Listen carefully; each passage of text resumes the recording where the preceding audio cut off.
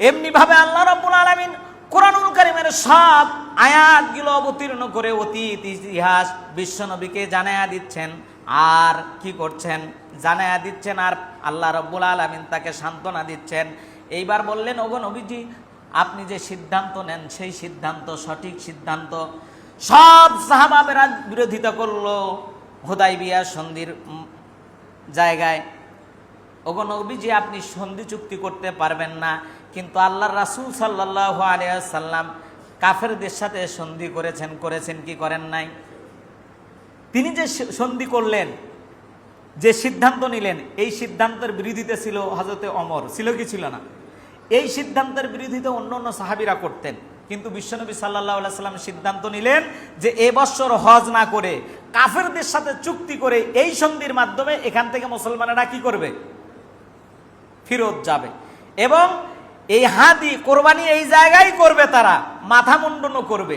ওই জায়গায় বিশ্বনবী সাল্লাল্লাহু আলাইহি ওয়াসাল্লাম পরামর্শ নিয়েছিলেন স্ত্রীর। কার?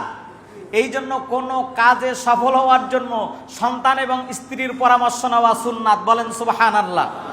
আল্লাহ রাসূল সাল্লাল্লাহু আলাইহি ওয়াসাল্লাম যখন বারবার তাগিদ দিচ্ছিলেন সাহাবীদেরকে, সাহাবীরা তোমরা মাথা মুন্ডনও করো, তোমাদের হাদি তোমাদের কোরবানিটা এখানেই করো। সাহাবীরা বললেন যে না, আপনি আপনি এখান থেকে সন্ধি করে এখান থেকে কাজ করে যেতে পারেন, কিন্তু আমরা যাব না। তাদের সিদ্ধান্ত একরকম ছিল, আল্লাহ রাসূলের সিদ্ধান্তটা অন্যরকম।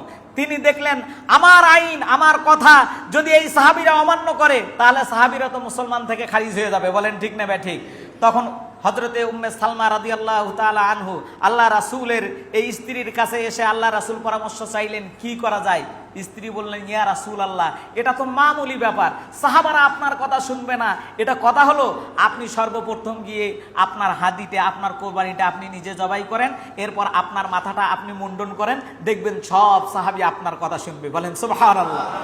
স্ত্রীর এই পরামর্শ শুনে বিশ্বনবী সাল্লাল্লাহু আলাইহি ওয়াসাল্লাম তিনি যখন নিজে এসে কোরবানি করলেন এবং সেই সাথে তিনি যখন মাথা মুন্ডন করলেন, এই দৃশ্য দেখে সাহাবীরা সব সাহাবীরা নিজেরা এই কাজ করে ফেল দিলেন। সুবহানাল্লাহ।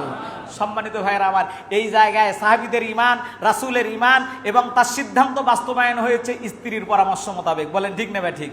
কিন্তু আজকে আমরা মুসলমান, আমরা পরিবারের সন্তান সন্ততির পরামর্শ নিতে পারি না, স্ত্রীর পরামর্শ নিতে পারি না। বলেন ঠিক না ঠিক?